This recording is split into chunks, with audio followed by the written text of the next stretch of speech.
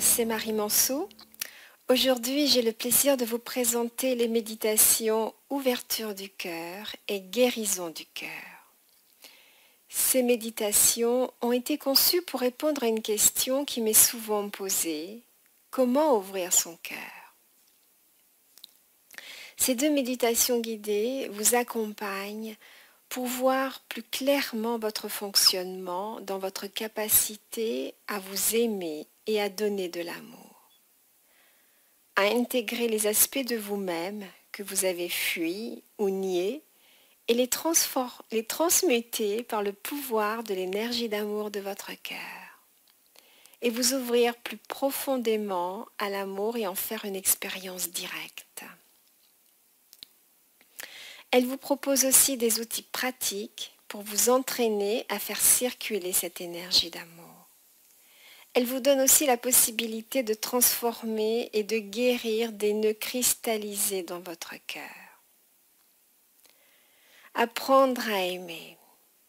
C'est la plus grande leçon pour tout être humain qui s'incarne sur la planète Terre, et bien celle d'apprendre à aimer.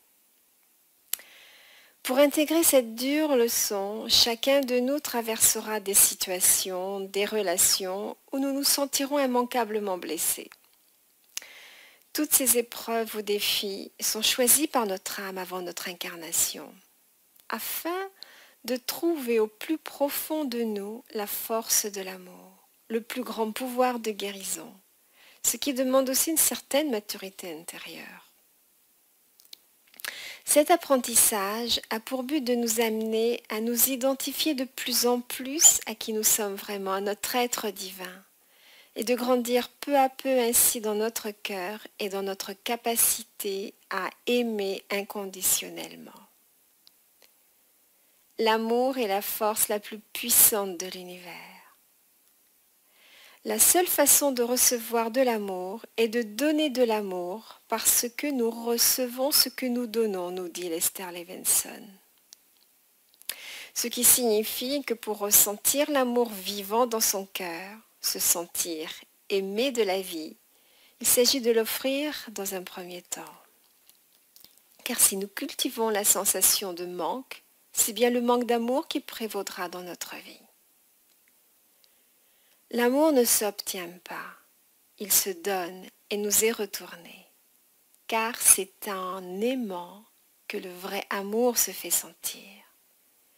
S'il dépend de quelque chose ou de quelqu'un, il risque fort d'être éphémère. C'est une chaîne, plus nous faisons grandir l'amour en nous, plus nous entrons en contact avec notre âme, avec le grand tout, et plus il rayonne dans notre vie. L'énergie d'amour libère, guérit et est souvent la meilleure réponse à de nombreux problèmes. J'ai souvent rencontré dans mes consultations de nombreuses personnes ayant vécu des histoires terribles. Et j'ai constaté que ce ne sont pas les personnes qui ont vécu les situations les plus difficiles qui sont celles qui sont forcément les plus traumatisées. J'ai constaté que celles qui ont évolué positivement avec leur histoire sont celles qui n'ont pas entretenu de rancœur, de ressentiment par rapport à leur passé.